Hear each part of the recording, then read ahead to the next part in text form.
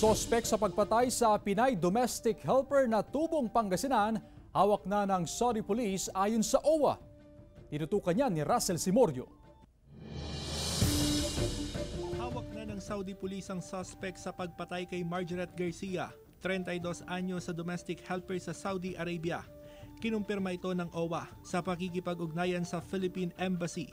Napag-alaman ding ang kapwa domestic helper na Kenyan national umano ang suspect sa pagpatay sa biktima, pero hindi pa raw malinaw kung paano pinatay si Margaret. Nahuli na po yung Kenyan national, kaya lang po kasi wala pang official na police report from Saudi Labor, kaya yun po yung inaantay namin. Ayon sa ina ni Margaret na tubong Dagupan City, dati nang naikwento ng anak ang hindi nila pagkakaunawaan ng kanyang katrabaho. Gayunman, hindi pa rin sila makapaniwala na mauuwi ito sa krimen.